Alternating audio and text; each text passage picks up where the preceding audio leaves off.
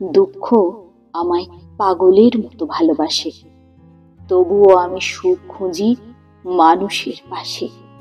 কারণ কারণ আমার মনোবল শুধু একটাই, মা তুমি আছো আমার পাশে সর্বদাই।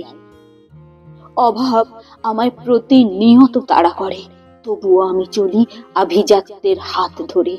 কারণ আমার অহংকার শুধু একটাই, মা তুমি আছো আমার পাশে সর্বদাই। হতাশা আমায় প্রতিনিয়ত গ্রাস করে, তবুও সাজাই সজ্জা আমার আশার ঘরে। কারণ আমার সান্ত্বনা বলতে শুধু একটাই, মা তুমি আছো আমার পাশে সর্বদাই। আমার চাওয়া পাওয়ার আকাশে শুধুই অমানিসা, তবুও আছি বসে কখন ভোরের আলো দেখাবে দিশা।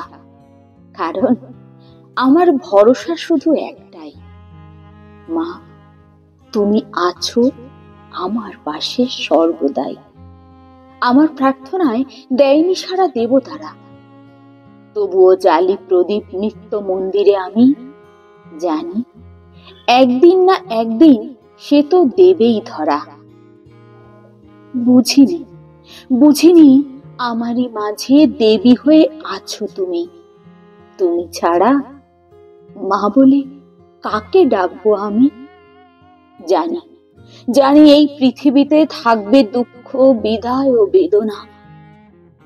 যন্ত্র নয় মানুষ আমি, তাই বলি কি ভুলও হবে না?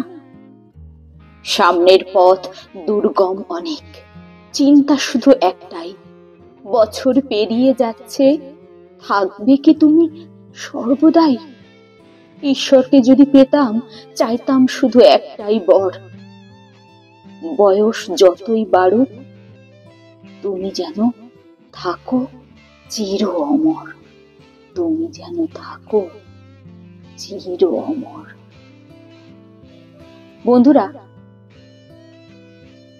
মাতৃ দিবস বলে আলাদা করে আমরা যেটিকে পালন করি, সেদিনের জন্য আমার এই কবিতাটি নয়।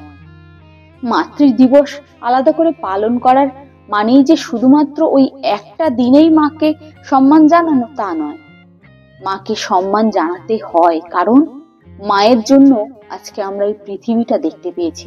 অবশ্যই বাবারও তার মধ্যে অবদান আছে, তবে যেহেতু এই কবিতাটি মায়ের জন্য, তাই আমি মাতৃ দিবসের অপেক্ষা না করেই আজকে এই বছরের শুরুতেই মাকে ভালোবাসা জানিয়ে কবি মৃন্ময় চক্রবর্তীর কলমের এই লেখাটি আপনাদের সামনে পরিবেশন করলাম। যদি কবিতাটি আপনাদের ভালো লাগে তাহলে অবশ্যই একটি লাইক, তারপরে কমেন্ট এবং শেয়ার করে দেবেন। সাবস্ক্রাইব করতে কিন্তু একদম ভুলবেন না। আর সাবস্ক্রাইব করার পর পাশে থাকা বেল বাটনে ক্লিক করে অল নোটিফিকেশন অন করে দেবেন।